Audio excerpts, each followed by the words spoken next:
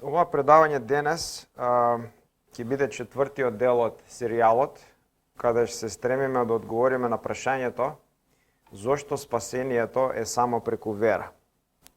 Зошто спасението е само преку вера. Кажавме прошлиот пат дека Бог одредил спасението да е само преку вера, бидејќи верата како инструмент, како канал, како мост, најмногу Бог го манифестира како милослив и полн со благодат. И кажавме дека Бог одредил да биде спасението само преку вера. И зошто така тој одредил претходниот пат? Изборевме за само еден аргумент, а тој аргумент беше да се елиминира или да се отсече фалењето. Кажавме дека спасението само преку вера го срозува човекот, целосно го празни и му ги зима сите адути преку кои тој може да се фали и да се издигне. Спасението само преку вера го прави човекот да е духовен питач и просјак. Да нема место за никакво фалење, да се елиминира било каква фала и целото издигнување и почит и слава да му биде дадено на Бог. Иеремија убаво сумира во 9 глава, 23 до 24 стих. Вака вели Господ, мудриот да не се фали со мудроста своја, силниот да не се фали со силата своја, богатиот да не се фали со богатството свое, а кој се фали, нека се фали со тоа, дека ме разбира мене и дека знае дека јас сум Господ, кој покажува милост, суд и правда на земјата, зашто овие работи ми се угодни, вели Господ. Денес ќе разгледаме уште 6 аргументи или причини или точки зошто Бог одредил верата да е сама и ништо да не ѝ се додаде за да биде спасоносна. Аргументите кои ќе ги разгледаме ќе бидат следните. Првата е потребно е совршенство. Вториот аргумент ќе биде обожување на Синот. Бог се во се е третиот. Четвртиот е се што е додадено на верата, ја уништува верата. Верата и делата се спротивни во оправдувањето и ќе завршиме за довербата. Тие се 6 аргументи или причини кои ќе ги разгледаме денес, кои ќе ни покажат зошто Бог утврдил или назначил или одредил верата која спасува да биде сама и ништо да не ѝ се додаде. И секој аргумент ќе го видиме посебно и ќе завршиме со заклучок и примена. Да почнеме со првиот аргумент. Потребно е совршенство. Потребно е совршенство. Човекот кој се стреми да ја заработи својата правда или своето спасение преку добри дела, или неговите дела да имаат некакво учество во спасението, заборавил дека Бог бара совршенство, за да тој човек биде прифатен. Бог бара целосна, совршена светост во секој аспект на нашето битие и нашиот живот. Бог бара апсолутна, целосна, непрестајна послушност кон неговиот закон цело време. Исус кажува дека најголемата заповед во Марко 12 глава 30 стих е љуби го Господ, својот Бог, со сето свое срце, со сета своја душа, со сиот свој разум и со сета своја сила. И Матеј 5 глава 48 стих Исус вика бидете совршени како вашиот татко небесен кој е совршен. Бог бара совршена душа. Бог бара совршена религиозна и морална послушност и тоа постојано, цело време, цел живот, 24/7, од почетокот на животот до крајот на животот. Се бара совршенство внатре, во мислите, во идеите, во желбите, во плановите, во разумот, во емоциите, совршена безпрекорна чистина и светост. Се бара безпрекорна чистина надворешно. Во сите зборови, во сите дејства, во сите односи, во сите акции, во сите дела. Бог бара бескрајна совршеност и внатре и надвор. И човекот очајно му фали совршенство, очајно му недостига правда и внатре и внадвор. Нема праведност. Дури и најмалата злобна вибрација во човековиот ум, најмалата злобна мисла, собира толку голема вина, што вечноста во пеколот не може да ја угаси и задоволи. Доволно е еден мал греф, доволно е еден мал збор, доволно е една лоша мисла, човекот целосно да биде лишен од совршенство, и тоа за секогаш. Срцето на човекот е очајно злобно. Душата е темен отров, гнасна фонтана на смртта, одвратна депонија. И како може оваа грешна душа да дојде до светиот Бог?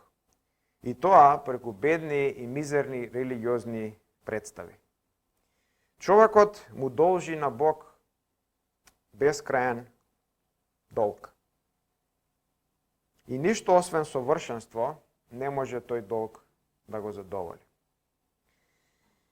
И плюс поради гревот, поради корупцијата на човекот, поради паднатата природа, законот, кој е добар, свет и праведен, го извртува да биде наместо орудие или средство за откривање или манифестација на гревот, да биде орудие за донесување праведност. И наместо праведност, поради гревот, законот носи проклетство и го поробува човекот кој сака да биде оправдан пред него. Значи, гледаме дека човекот е во безнадежна и тешка и бедна ситуација. Тој тоне. Се бара совршеност внатре, а нема. Има само грев, само црнила, само беда и гнасотија. Се бара совршеност надворешно, тој нема никаква совршеност надворешно. Сите дела се празни, се мртви, се грешни. Човекот му должи бесконечен долг на Бог и нема со што да го плати. И е во безнадежна ситуација. Тоне во живиот песок на гревот и ќе пропадне во вечниот пекол. И само преку вера Бог му дава на човекот совршенство. Совршената праведност кој на човекот очајно му треба, Бог му ја дава како апсолутен бесплатен подарок, бидејќи тој не може преку само напор тоа да го достигне. Добрата вест е што Бог на човекот во Христос му дава ново срце, вечен живот, сите гревови се опростени и сите долгови се платени преку Христос и неговата праведност. И во оваа прв аргумент гледаме зошто Бог одредил спасението да е само преку вера. Бидејќи се бара совршеност во секој аспект на човекот, човекот воопшто тоа не може да му го даде на Бог, и затоа Бог влегува и продира и му го дава оваа совршеност на човекот како бесплатен подарок. И тоа само преку вера. Втората причина или аргумент е обожување на Синот. Обожување на Синот. Само верата најсоодветно и најадекватно ја изразува вечната љубов што е во Светото Тројство меѓу Отецот и Синот. Отецот го љуби Синот и се му дава во неговите раце. Отецот му дал избрани на Синот од љубов кон него и тие избрани да поверуваат во Синот и да го воздигнат. Таткото бара да го воздигне Синот. И преку вербата во Синот, луѓето Синот го сакаат, го почитуваат и му се поклонуваат. И само верата предизвикува ова обожување на Синот да е адекватно и да е целосно. Целта на Бог е се во оваа креација, во овој универзум, се видливо и невидливо да му се поклонува на Синот, дури и злобните. Во Филипјаните 2 глава, од 9 до 11 стих, Павле кажува за Исус, зашто Бог го превозвиши и му подари име над секое име, и во Исусовото име да се поклони секое колено на оние кои се на небото, на земјата и под земјата, и секој јазик да исповеда дека Исус Христос е Господ, за слава на Бог, Таткото. И моментално грешниците не му се покоруваат директно на Синот, но тие му се покоруваат индиректно, преку служење на избраните во сепкупноста на сите нешта.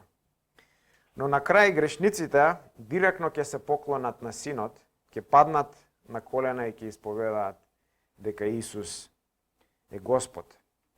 И постои тесна зависна врска меѓу верата и обожувањето.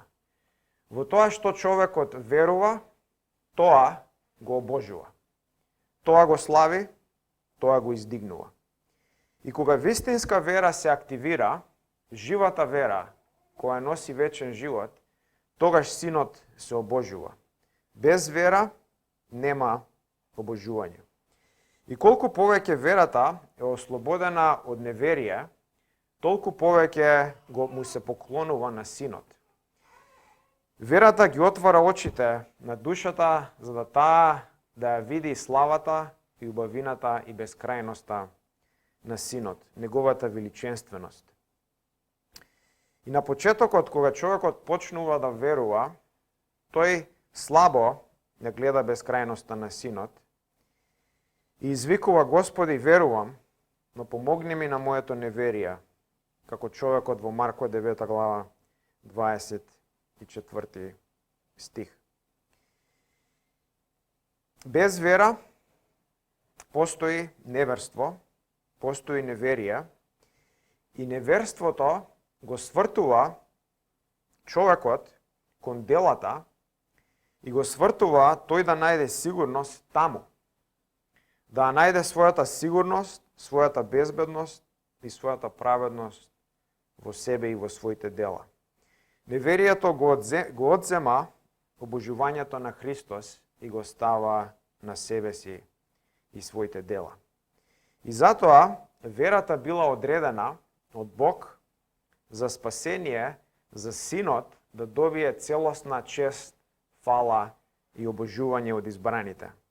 И само верата кога е сама и кога нема никакви додатоци, така таа целосно го издигнува Синот, целосно се предава, целосно се фаќа, целосно се прилепува до Синот. Ако се додаде додаток, влегува неверие, а неверието го краде обожувањето кон Синот и се прилепува кон себе си. И затоа Бог одредил само верата да биде инструментот каде што Синот ќе добие целото обожување и целата слава. Третиот аргумент е Бог да е се во се. Зошто треба нешто да се додаде на верата? Која е потребата? Зарем верата не е доволна?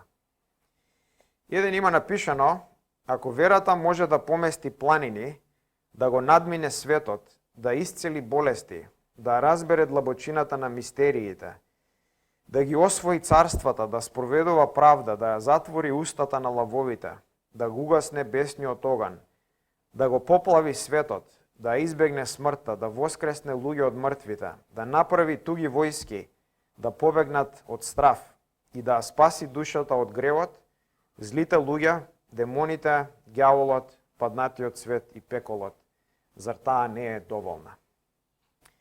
И бидејќи верата е причина, а делата се последица, делата се ефектот од причината, ефектот не може доди пред причината или заедно во паралела со причината. Мора да е пред ефектот. И не е моќен инструментот, каналот или средството, туку оној кој го држи инструментот во неговата рака е моќен. Инструментот, алатот, каналот, мостот, раката или мечот не можат ништо да направат. Тие се слаби, празни, сиромашни, освен ако нивниот Творец не управува со нив. И верата не може да прави чуда. Не е вера во вера, туку вера во Создателот. Вера во Бог. Вера во Христос. Христос е тој што ги прави чудата и Христос преку верата носи чуда и создава убавина. И најсоодветно, и најпогодно, и најконсонантно е Бог да е се во се, вклучувајќи ја и верата.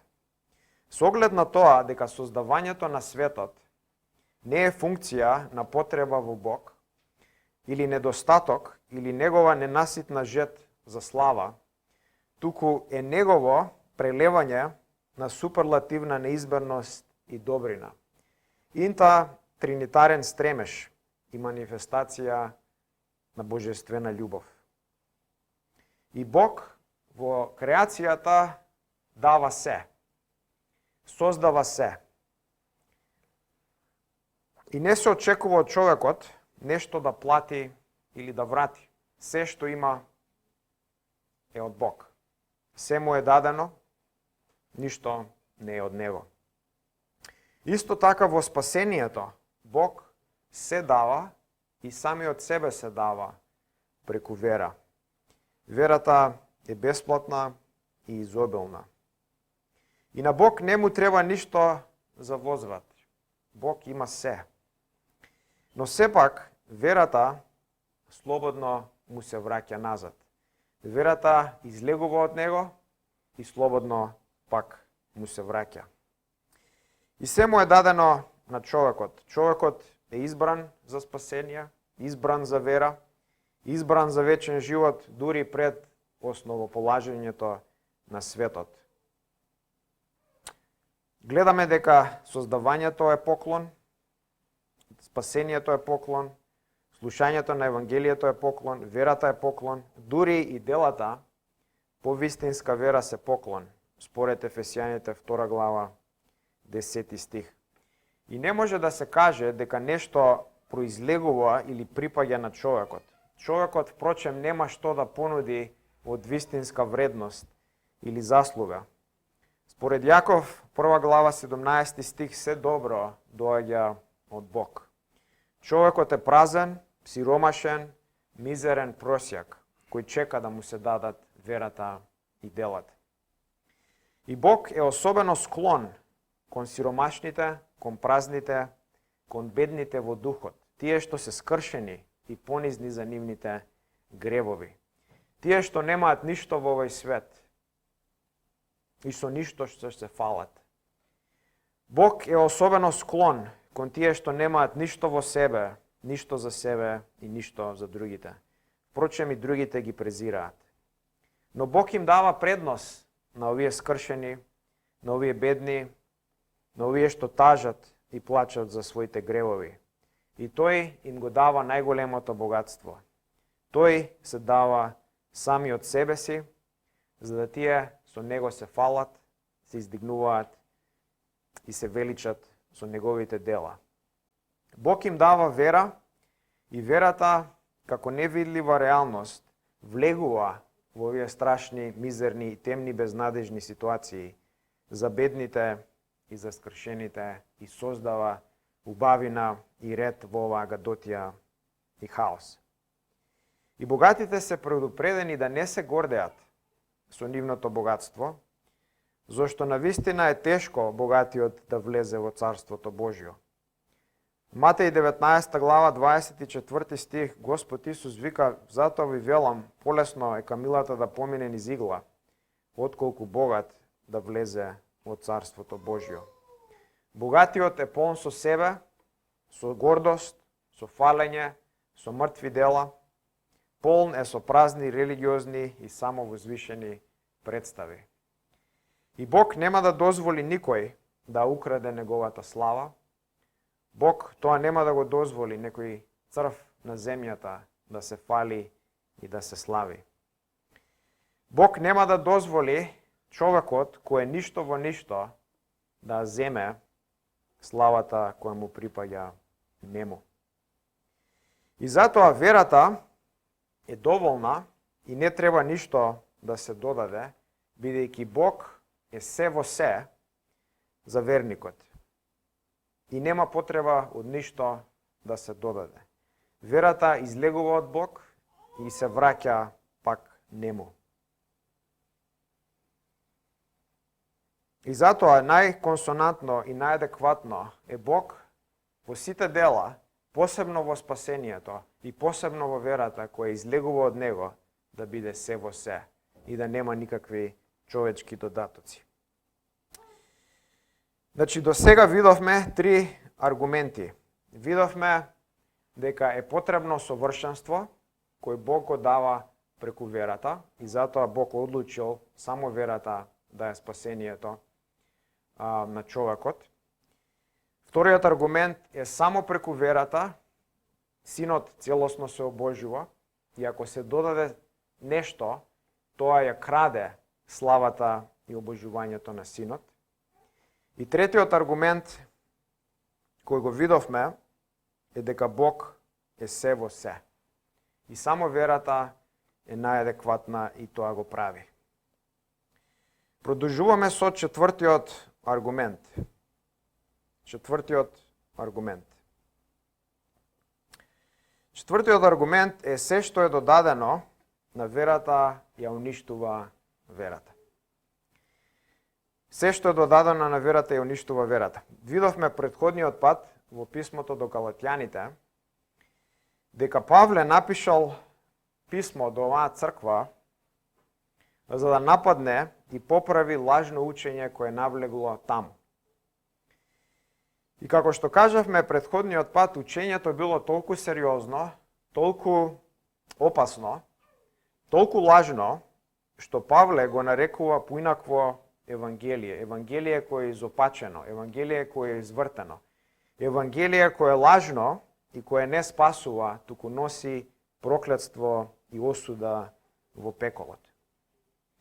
И ова учење кажувало дека е потребно нешто плюс, потребно е обрезување, потребно е послушност на законот за да луѓето се оправдаат, за да тие дојдат до спасение. Ова лажно Евангелие учело дека Христос плюс делата се потребни, се неопходни. И апостолот не бил воопшто невнимателен или ноншалантен и не го сметал ова за уште една прекрасна опција кој христијаните може да практикуваат и да си одат во рајот. Ти веруваш само преку вера, супер, ти веруваш вера плюс дела, супер. Не, туку тој бил категоричен и остар. И рекол дека ако луѓето бараат да се оправдаат преку своите дела, Христос залудно умрел. Во Галатјаните 2 глава 21 стих. И ако субстанцата или суштината е уништена, тогаш што може да кажеме за каналот и за мостот кој не носи до таа суштина и таа субстанца? Ако смртта на Христос е уништена, е од немање никаков ефект преку додавање на дела, што може да кажеме за мостот и за инструментот кој не носи до таа суштина? Дека и двете се овозможени, неовозможени, и двете се уништени, и двете се распарчени. Кога ќе се распарчи суштината и есенционалноста, кога ќе се распарчи важното, се друго се распарчува што носи до неа и до него. И со додавање на дела на верата, верата се уништува. Не само верата што се уништува, него се уништува субстанцата и есенционалноста на спасението, тоа е смртта на Христос. И ако може луѓето да му угодат на Бог преку дела, ако може тие да ги исполнат неговите барања и неговата заповед за совршенство преку само напор, зошто Христос морал да умре? Зошто Христос морал да претрпи такви маки, такви страутни агонии, ако луѓето можеле преку добри дела да се спасат? Друго нешто исто така Павле ни кажува, дека тие кои се обидуваат да заслужат својата праведност преку законот, Христос воопшто не се сожалува на нив. И нема да им помогне и да им даде милост на нивните напори. Туку тие се отсечени од Христос, според Галатјаните 5 глава 4 стих. Се отсечени, се откорнати, се одделени. Христос и неговата смрт нема никаков ефект над нив. И Христос нема да има удел во спасението на никој кој се обидува да додаде нешто на неговото дело или на неговиот инструмент. Или човекот мора да се предаде целосно на Христос, само преку вера, или ќе го нема Христос. Нема трета опција. И така е, бидејќи нешто кога ќе се додаде на верата, нешто кога ќе се додаде на жртвата на Христос, целата се уништува. И станува неефективна, станува празна и не носи спасение и живот. И така во оваа точка гледаме дека спасението е само преку вера и така Бог одлучил, бидејќи се што ќе додадеш на верата, таа се уништува и станува мртва, неефективна и празна.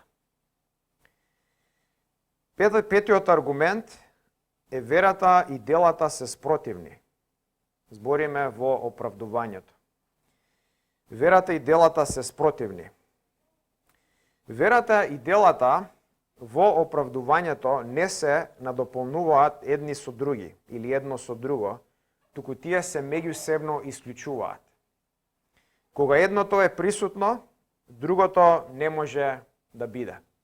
Нема синергија, нема консонантност, нема пропорција меѓу нив. Постои остро меѓусебно исклучување. И во оваа точка ќе видиме три перспективи. Изборот наспроти делата, ветувањето за наследството наспроти делата и неверството и делата. Да почнеме со првата перспектива, изборот наспроти делата.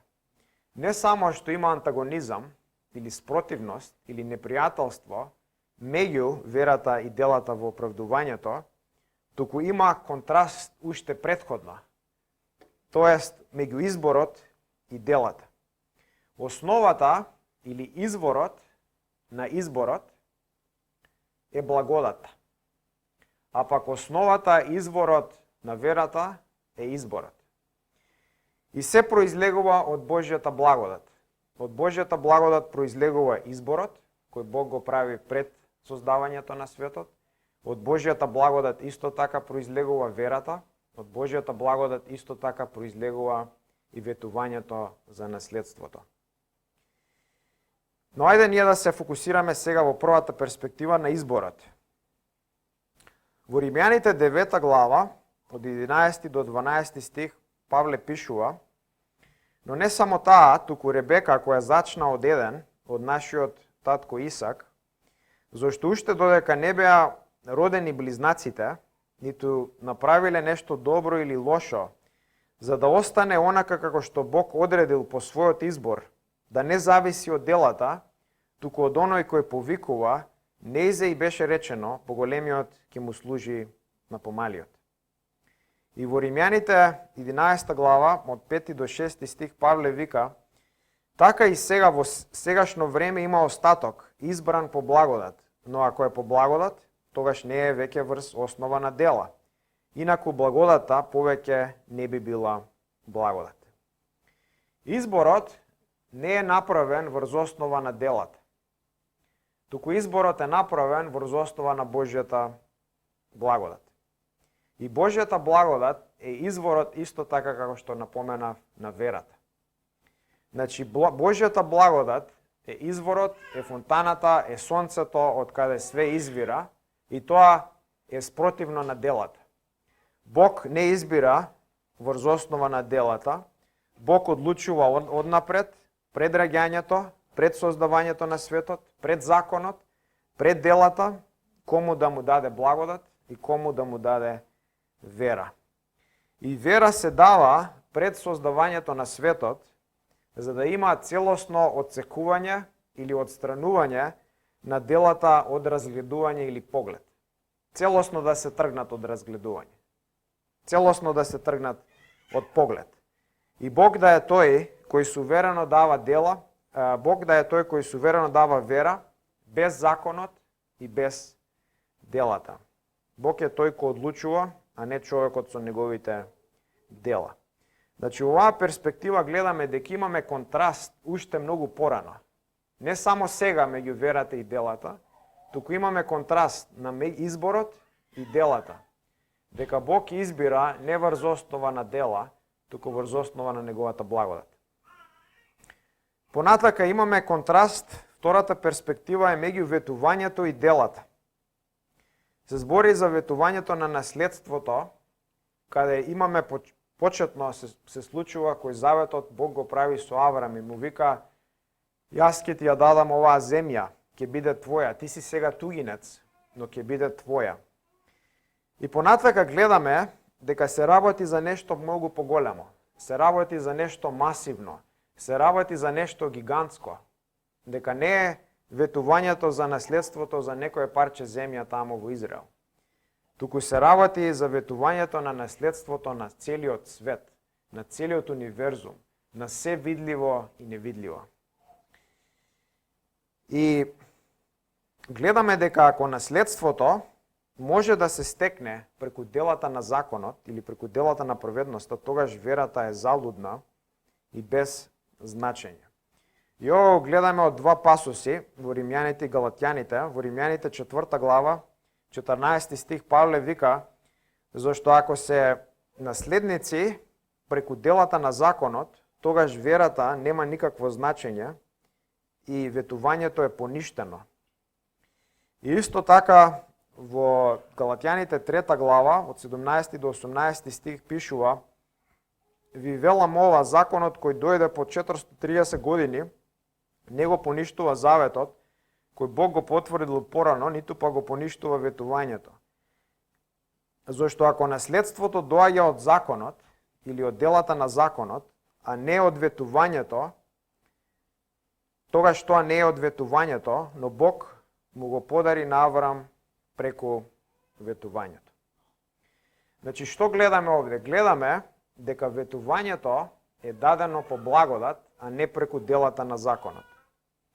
И ветувањето не е само за целиот свет, туку е за нешто многу поголемо. И се работи за самиот Бог. Самиот Бог преку вера се дава себе си. Самиот Бог кој е вечен и бесконечен, кој е многу поголемо од милиарди универзуми, се дава себе си преку верата. И гледаме и овде дека ветувањето за наследството на целиот свет, на целиот универзум, вклучувајќи го и најголемото, тоа е Бог, доаѓа преку вера, а верата се врз основа на Божјата благодат, која е спротивна на делата. Третата перспектива е неверството и делата. Неверството и делата. Постои тесна врска помеѓу неверството и лошите дела. Господ Исус во Јован 8 глава, 24 стих им рекол на злобните евреи: ако не верувате дека јас сум тој, дека јас сум Месијата, дека јас сум Бог, дека јас сум царот на царевите, ќе умрете во вашите гревови. И фарисеите не веруваа дека Исус е Бог и направија многу злодела, вклучувајќи го и најголемото, вклучувајќи го и убиството на Божјиот син. И колку поголемо е неверието, толку поголеми се лошите дела. Човечкото срце е очајно злобно и генерира ужас. И не е како некој што вика, да, тој е атеист, тој е агностик, не верува, ама има многу добри дела. Не. Нема воопшто добри дела, според Библијата. Неговото срце е темно и е закоравено. И што се случува? Имаме надворешна религиозност, надворешно покорство, и ова надворешна религиозност со злобно паднато не на новородено срце се покрива и се прикрива од очите на човекот. Надворешните дела се прикривка за злобното срце. И Исус им вика на фарисеите во Лука 16 глава 15 стих: вие сте оние кои се правдате пред луѓето, но Бог ви ги познава вашите срца. Вие се правдате со надворешни религиозни гимнастики, ама Бог не може да го излажете. Тој ги гледа вашите срца. И злото во човекот преку надворешни религиозни представи расте и се зголемува и зима поголем замав, бидејќи таа лажна религиозност му дава на човекот некој лажен мир и му ја стишува совеста и ја зголемува неговата гордост. И тоа во пострашна и пострашна форма, наречена духовна гордост. И личноста расте во самобендисаност и расте во самоправедност и никогаш нема да излезе од овој вртлок и да побара праведност кон некој друг, бидејќи зависи на својата праведност и на своите дела. И ваквите луѓе го користат Бог за да се издигнат сами себе и да се зголемат во очите на другите. И нема ништо добро направено ако тоа не е направено во корелација со најголемото добро. А најголемото добро е Бог и неговиот збор. И гледаме дека што поголема самоправедност, што поголема зависност на делата, толку повеќе има неверие. Толку повеќе човекот не се прилепува и не доаѓа до праведноста која Христос му ја дава. И тоа и се случило на евреите. Во Римјаните 10 глава од 3 до 4 стих, Павле вика, бидејќи евреите не знаејќи ја Божјата праведност и барајќи да ја утврдат својата, не се починија на Божјата праведност. Зашто Христос е крај на законот за праведност на секој што верува. Истото во Римјаните 9 глава од 31 до 32 стих, Павле вика, Израел кој следеше закон, што ќе дојде до праведност, не успеа да дојдат до тој закон и до таа праведност. Зошто? Зошто тие не го следеа со вера, туку зависеа на своите дела. Тие се сопнаа преку каменот на сопнување. Оваа самобендисаност, оваа самоправедност, зависноста на своите дела, носи кон неверие и носи кон отфрлање на камен темелникот на непоколебливата карпа кој е Христос. Верата од друга страна па го менува срцето, му дава на човекот ново срце, нов живот и го поврзува него со најголемото добро. И Бог ја стекнува и му ја дава на човекот праведноста преку вера. И преку вера човекот цврсто се фаќа не за своите дела, не за својата самоправедност, не за својата самобендисаност, туку цврсто се фаќа за праведноста на праведникот. И кој ја полага својата вера во своите дела, неговите дела се сметаат за долг, кој мора да се плати. А со оглед на тоа дека човекот не може да го плати долгот кој му го дужи на Бог, е во голема неволја. А оној кој не работи, а верува, Бог му ја дава својата праведност без дела. И двете не можат да се направат. Или човекот само ќе верува во Христос, или ќе работи за својата праведност. Нема трета опција. И во оваа точка гледаме дека верата и делата се меѓусебно исклучуваат. Верата која ги наоѓа своите корени во Божјиот избор, во Божјото ветување, во Божјата благодат, има целосен контраст и спротивност со делата. Тие меѓусебно се исклучуваат и меѓусебно се спротивни. Шестата работа е за довербата. Шестиот аргумент, со овој ќе завршиме. Според Евреите 3 глава, 6 и 14 стих и Евреите 10 глава, 35 стих и други има пасоси, спасоносната вера се нарекува доверба или славење или фалење на нашата надеж.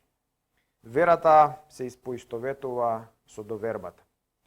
И ние како христијани сме повикани да положиме нашата доверба во Христос. Во Псалм 40 глава, 4 стих, пишува благословен оној човек кој му ја дава својата доверба на Господа.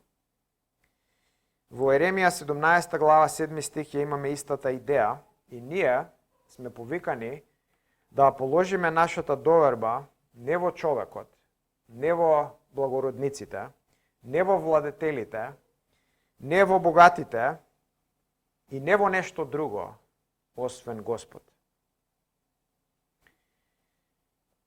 Довербата обично се става во нешто кое ние вреднуваме, или почитуваме, или сакаме, или веруваме. Довербата ја ставаме во тие луѓе и во тие ентитети на кои им веруваме и им ги вреднуваме.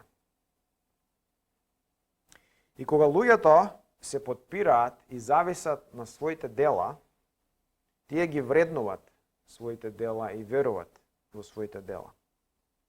И не се потпираат на Бог преку вера. Постои дивергенција меѓу зависноста на делата и зависноста на верата. Тие се како две патеки кои се шират се повеќе и повеќе и се оддалечуваат. Што повеќе зависиме на делата, толку повеќе се оддалечуваме на зависност од верата и од Господ. Во Филипјаните 3 глава, од 2 до 3 стих, Павле вика: внимавајте на кучињата, внимавајте на злосторниците, внимавајте на оние кои го осакатуваат телото. Значи имаме овде исто така луѓе кои, лажни учители, кои учеле дека треба луѓето да се обрезуват за да се спасат. Павле вика зашто ние сме обрезанието, кои се поклонуваме на Божјиот дух и се славиме во Христа и не ја ставаме нашата доверба во телото или во делата на законот. И целиот пасос до 11 стих имаме очигледен контраст помеѓу полагање на доверба во делата или во телото и полагањето на доверба во Христос. И само Христос и неговите дела, само бесконечниот, вечниот, само тој што држи се во своите раце, е вреден ние да си ја положиме нашата доверба во него. Тој умрел и воскреснал и само он е достоен да се предадеме на него. Други луѓе се ништо освен пареи, сенки и облаци кои поминуваат. Нашите дела се ништо освен гнасни, прљави партали кои треба да се фрлат. И како одговор на лажните учења, Павле им вика: јас имам многу поголеми причини од вас да се фалам. Имам многу поголеми дела од вас како фарисеи. Но кога Павле го сретнал Христос, тогаш тој се шокирал, кога ја видел славата на Христос и неговата убавина, кога ја видел Христос како неистражливо богатство на праведност, тогаш тој ги видел своите дела како безвреден отпад, како мрачна нечистотија, гнасна депонија, од кој треба да се избега, а не човекот да прилепи својата доверба и вера. Значи, во овој предавање или во оваа проповед дискутиравме и кажавме зошто Бог одредил верата да е сама и да нема никакви додатоци на неа. Тие аргументи беа, бидејќи е потребно совршенство, бидејќи само така се обожува целосно Синот, бидејќи само така Бог е се во се. Четвртиот аргумент беше се што е додадено на верата ја уништува верата. Верата и делата се спротивни во оправдувањето и не само во оправдувањето, туку други аспекти на спасението. И изборевме за довербата. Дека најадекватно е ние да си ја положиме нашата доверба во Христос и во неговите дела.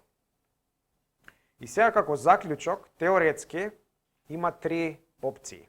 Како човекот може да дојде до спасение. Првата опција е само преку дела. Преку само напор, религиозни усилби, човекот да дојде до спасение. Втората опција е човекот да дојде до спасение преку некоја мешавина на вера во Христос со дела. И третата опција е човекот да дојде до спасение до Христос само преку вера. Првата опција рековме, и само тие се трите опции, нема некоја четврта, тие се само три опции, како може човек да дојде до спасение. Првата опција гледаме дека е безнадежна, зашто човекот, како што напоменав, е бескрајно виновен, очајно му фали совршенство и надвор и внатре, има долг кон Бог кој е бескрајен и тоне во жив песок, тоне во мизерија и ќе потоне во пеколот. И како може со ваква бесконечна вина, бесконечен долг и ужасна гнасност и внатре и надвор човекот да се обиде да прави добри дела и да дојде до Бог. Значи, оваа опција не може да се земе во предвид. Втората опција беше мешавина на вера и дела, која е многу популарна и присутна во светските религии и неевангелските или непротестантските деноминациони групи. И овде, во оваа опција, делата и верата се гледаат како комплементарни или како синергични. И се гледаат дека се потребни за да се добие прошка, за да се добие праведно, за да се добие спасение. И како што наведавме во овој серијал, ова е примерот на православната црква. Православната црква учи дека ни треба крштевање, дека ни треба причест, дека ни треба исповед, ни треба пост, за да човекот преку овие религиозни обреди дојде до спасение. Истото го учи и католичката црква, дека ни требаат мешавина на дела и вера за да човекот дојде до спасение. Истото го имаме и во култовите, како јаховините сведоци, мормоните, адвентистите и така натака. Значи, оваа мешавина на вера и дела е многу популарна и видовме дека преку овие 7 аргументи, дека оваа опција е нелогична и е небиблиска. И дека верата и делата не се комплементарни во оправдувањето, туку се спротивни и се меѓусебно исклучуваат. И ако човекот може, како што напоменав, да дојде до спасение преку крштевање, преку причест, зошто Христос умрел? Смртта на Христос станува залудна. И овие цркви, вклучувајќи и православната црква и католичката црква, и двете го осудуваат библиското евангелие. И кажуваат, како што напоменав претходниот пат, дека ако некој верува дека е оправдан или е спасен само преку вера, тие го осудуваат. Но тие се сами себе осудуваат и сами себе се проколнуваат на пеколот, бидејќи ова е лажното евангелие. Ова е евангелието кое носи во пеколот и кој нема никогаш да спаси. Делата во оправдувањето се отров на верата. Дури и најмалата капка на отров во овој масивен океан на верата го уништува. Го прави токсичен, го прави убиствен. Малку квасец ја расквасува целата грудка. И од овие аргументи видовме зошто Бог одредил спасението да е само преку вера и таа вера да е сама и ништо друго да не се додаде на неа. И сега ќе преминеме на примена. Ќе има примена за верници и примена за неверници. Да почнеме со примена за неверници. Дали сакаш да бидеш спасен на судниот ден или сакаш да одиш во пеколот? Дали сакаш да добиеш совршена праведност како поклон или сакаш да заработиш својата праведност со добри дела? Дали си спремен да се откажеш од себе, да се откажеш од своите гревови, да се откажеш од своите религиозни гимнастики и обреди? Дали си спремен да се откажеш од лагите на православната црква? Дали си спремен да се откажеш од лагите на католичката црква? Дали си спремен да се откажеш од лагите кои ги веруваш?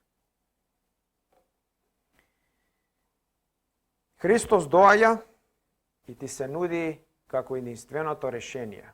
И ти вика, остави ги твоите дела. Остави ја твојата доверба во твоите дела. И дојди кон мене. Јас умрев за тебе и воскреснав и се што ти треба ќе ти дадам. Ти треба праведност, еве ти ја. Ти треба мир, еве ти ја. Ти треба задоволство, еве ти ја. Ти треба спасение, еве ти го. Христос дојде да му даде на човекот се што му треба. И ако истрчаш кон него, оставајќи ги своите дела, оставајќи ги своите лаги, оставајќи го својот грев, тој ќе ти даде вечен живот. И зошто би чекал? Зошто би се надевал на своите безвредни дела? Зошто би се надевал на некоја религиозна организација која те лаже? Дојди до Христос. Тоа е решението. Христос е Бог и Христос умре и воскресна за да ти имаш вечен живот и да ти имаш таа праведност која очајно ти треба. Другата примена ќе биде за верници и ќе разгледаме две работи. Ќе имаме компромис и страв. Компромис и ќе збориме за стравот. Да почнеме со компромисот. Како верник, дали правиш компромис на ова клучно учење? На учењето дека спасението е само преку вера, а не мешавина на вера и дела. Дали го гледаш ова учење како есенционално и примарно и масивно? Дали го гледаш ова како Евангелијата? Дека ако ова се утне, се утнува цело Евангелие. Дали не кеш да заземеш страна или пак се плашиш од страмот и укорот што ќе дојде од твоето обкружување? Дали сакаш да и се умилкуваш на православната црква и да правиш компромис со ова учење и да правиш компромис со Евангелието? Види го примерот на Петар и Павле и Варнава во Галатјаните 2 глава. Што се случува? Павле го укорува Петар кога Петар подлегнува под влијание на ова учење. Петар, кој е апостолот на евреите, кој прави многу чуда, кој е влијателен, кој е карпата на еврејската црква, кој во неговата сенка луѓето трчале за да бидат излечени. И кога е под ова влијание, застанува Павле, кој никој ништо тогаш, и го укорува. И Павле не се плашеше да го укори Петар, не се плашеше од страмот, туку брзо истрча и го укори. Не се плашеше дека ќе биде отсечен или одвоен, Но кога виде дека Евангелието е во опасност, истрча и не чекаше. Во Галатјаните 2 глава, 11 стих, Павле вика: и кога Петар дојде во Антиохија, јас му се спротистави во лице, зашто требаше да биде осуден. Дали правиш компромис со ова Евангелие, со ова учење, или стоиш цврсто на карпата на само вера и ги укоруваш другите кои учат лаги? Втората примена ќе биде за стравот, и постои контраст или антагонизам не само меѓу верата и делата, туку меѓу стравот и верата. Има страв од натрешни дејства и има страв од надворешни дејства. Стравот од натрешни дејства се стравот на совеста. Совеста, како внатрешен ентитет, генерира одредени дејства во човекот, одредени инфлуенци. Совеста на човекот е моралниот монитор, кој му кажува на човекот што прави грешно, му индицира, е како сензор, му кажува ова не чини. И совеста го обвинува човекот за зло и за вина и го гони.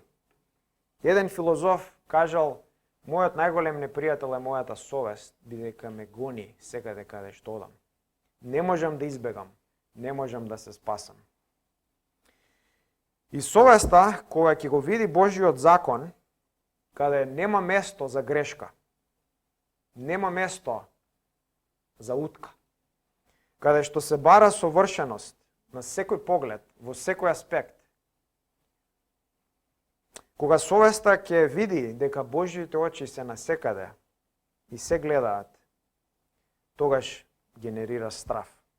И стравот се генерира бидејќи човекот често, секојдневно, го прекршува Божиот закон преку мислите, преку зборовите, преку делата и преку односите. И нема каде да избега. Совеста го гони, го јаде. И овој страв е резултат на делата на законот и е резултат дека човекот преку дела не може да дојде до совршеност. И затоа, кога доаѓа верата, ја распрснува стравот, го распрснува стравот. Вистинската вера во Христос ја смирува совеста преку неговото опростување и совршеност. И на совеста Христос му вика: и вика, јас умрев за овој грешник. Ти сега спи мирно. Јас ги платив сите долгови за неа. И Христос преку неговото опростување и преку давањето на неговата совршеност ја смирува, ја стишува совеста и го елиминира стравот. Но постои страв од надворешни дејства. Постои страв од човек, страв од потенцијални случувања и страв од различни надворешни опасности и ризици. И стравот од човекот и потенцијалните случувања и надворешните опасности и ризици навистина го деградираат Бог, кој е господарот на човекот и на сите случувања. И Исус им вика на своите ученици во Матеј 8 глава 26 стих, кога доаѓа бурата и они се на работ да судават. И вика: зошто се плашите, маловерни? Зошто се плашиш кога семокниот е на твоја страна? Зошто се плашиш кога тој кој ги контролира сите работи и ти го мисли најдоброто е со тебе, е на твоја страна? И кога верата се става во семокниот, овој кој ништо тешко нема за него, ова битие кое е семокно, и кога верата ја става во ова битие кое е суверено и кое ги контролира сите работи, сите случувања, сите ризици, сите опасности, и кога верата го става својата доверба во ова битие, во ова личност, во Бог кој дошол како човек и умрел за да покаже својата љубов во ова битие кое неизмерно те сака, ова личност кој умрел и воскреснала за тебе. И кога верата ја ставена во Бог кој е семоќен, во Бог кој е суверен и во Бог кој е љубов, нема основа за страв. Нема од што да се плашиш. Таа вера го распрснува стравот и триумфира над се. Дали се плашиш? Дали имаш страв? Што те мачи, вернику? Лекот за стравот е вербата во Христос и вербата во Христос ќе ти го насочи стравот не да е во човекот, не да е во потенцијални случувања и опасности, туку да има страв само од Бог. И верата исто така ќе терминира во љубов кон човекот, а не од страв. И тоа беше четвртиот дел од серијалот, каде што видовме зошто Бог одлучил спасението да е само преку вера.